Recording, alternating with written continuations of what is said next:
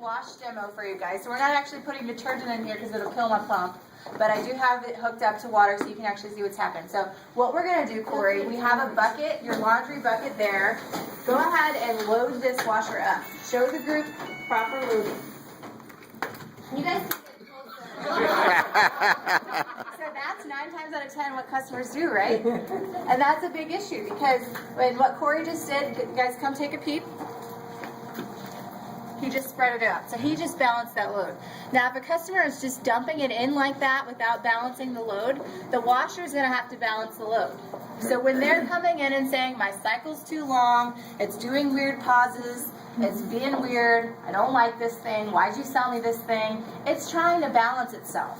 Whereas you can do it because you have eyes and you've got arms that you can actually do it. Whereas the washing machine is just going to try and do it itself. It's going to take it a little bit longer than about 15 seconds you can do it on your own. So ideally what they would do, and you compensated for this, but normally you would take your load and then loose heaps, just like this, around the wash basket. Easy enough. So maybe takes 10 more seconds than dumping, but it will save the customer time in the cycle. So now, Corey, we're going to do our rapid wash.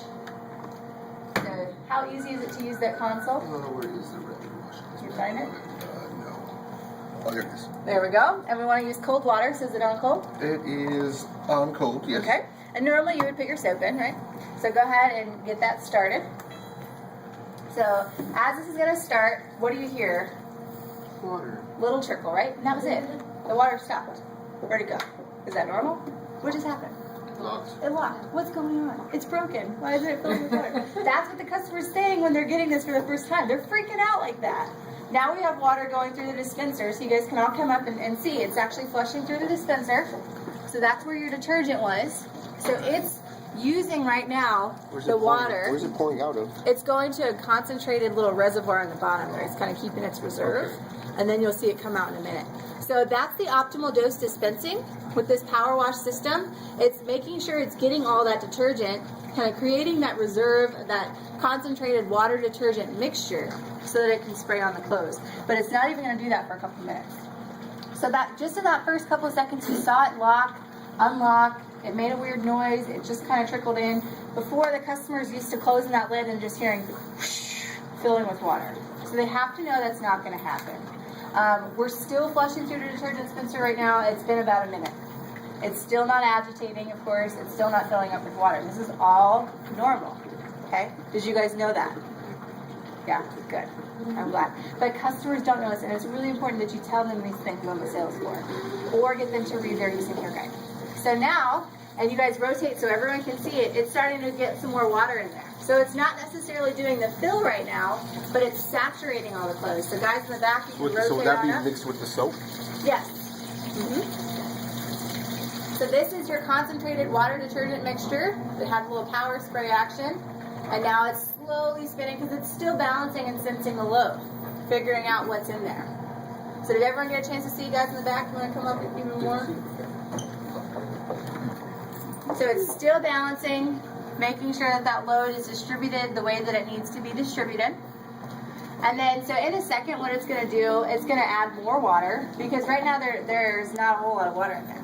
They're just pretty much damp, the clothes. It's spitting out, making sure everything's off that wash plate. Did you hear the motor? It's pretty quiet, right? So we're having a normal conversation, nice and quiet. More water coming through the dispenser, making sure it's getting all that detergent. We don't want to waste any of it. So this won't actually start really filling up until about 8 to 10 minutes into the cycle, because it's still doing that sensing process. And then once it's filling, it's not going to do a full fill. This is a really small load, so we're only going to see a little bit of water in there.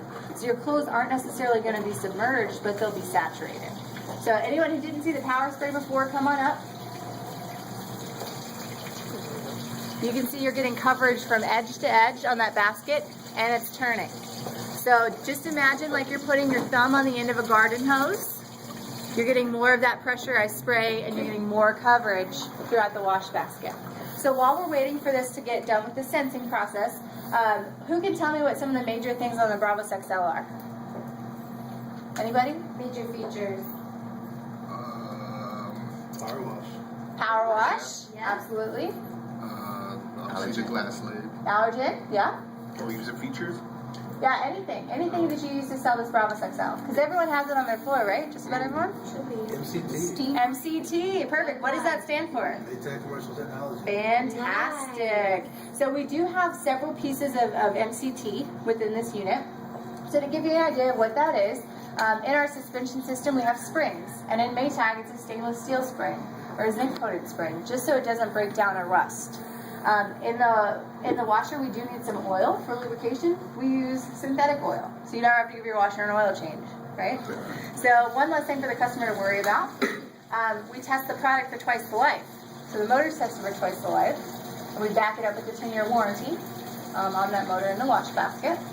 When you're looking at the dryer, we have premium dryer drum rollers, which are lubricated with that synthetic oil, 5-rib dryer belt, so it actually gives it about 25% more strength than a 4-rib belt, which is what we use in our other non-Maytag brand and a lot of our competitors are using. So it just gives that extra edge, the extra strength. Does that make sense on the MCT?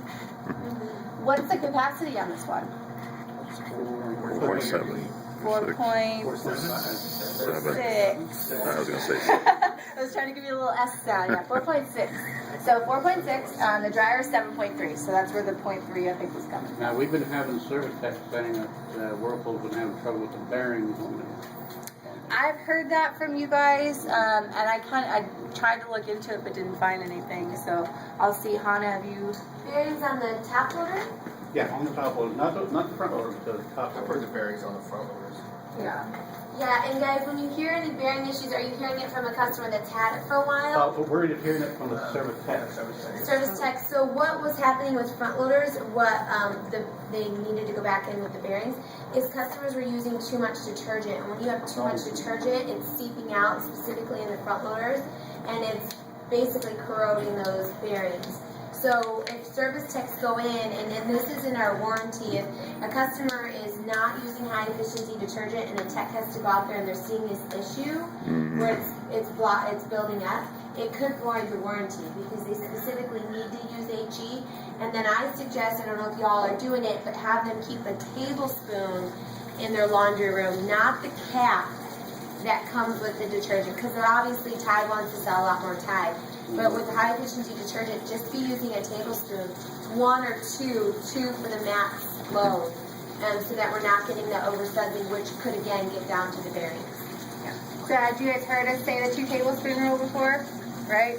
I even found yesterday that I was still using too much detergent, and I know that rule. Because when I washed this load, I was like, there's suds in there for when I used too much detergent last time in my own washer. So, yeah, you can be really conservative with that detergent usage. It is actually higher concentrated, and then it makes less suds because you don't have as much water to get rid of the suds. So that's where a lot of the problems come in. If customers are having odors in front loads too, there's extra suds left in there, and it's causing that mildew.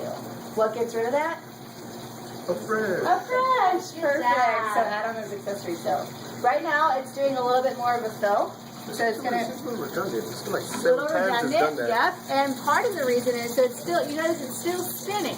So what that's doing is actually pulling that water detergent mixture through the fibers. That's why it's spinning.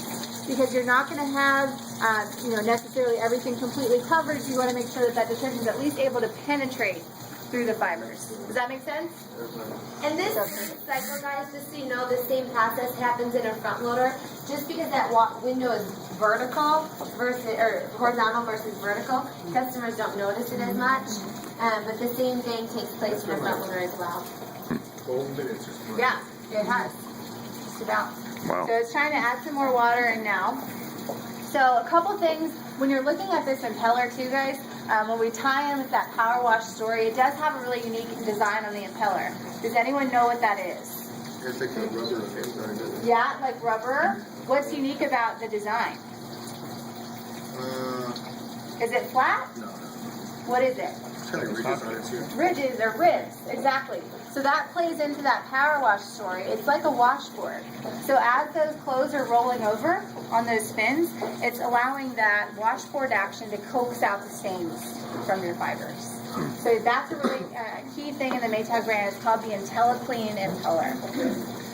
When you're looking at this, we have the power wash cycle on the console. There's 3 components. Can anyone name those 3 components?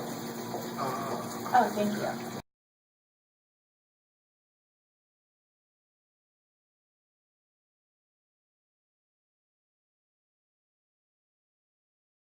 forgot. What's Yeah? the power spray thing?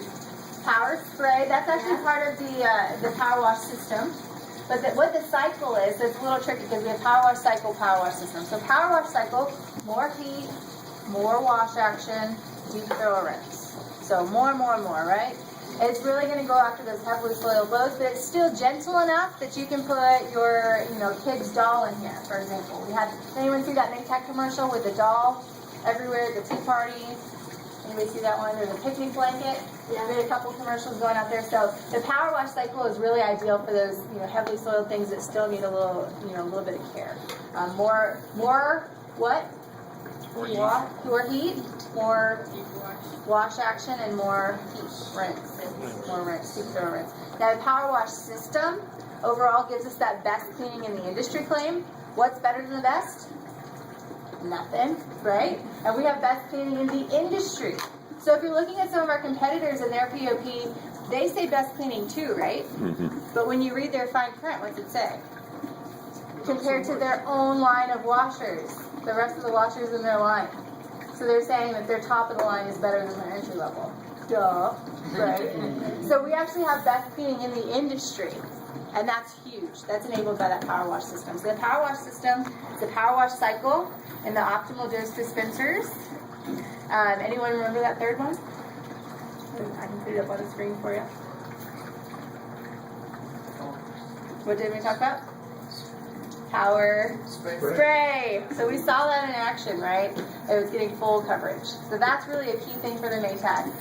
We're still getting some sensing. Is it filling now, or is it still? Yeah, it's still filling a little bit. You can see some water coming up towards the bottom, and it's making sure that all of those clothes are completely saturated. And then it's going to add a little more water and actually agitate.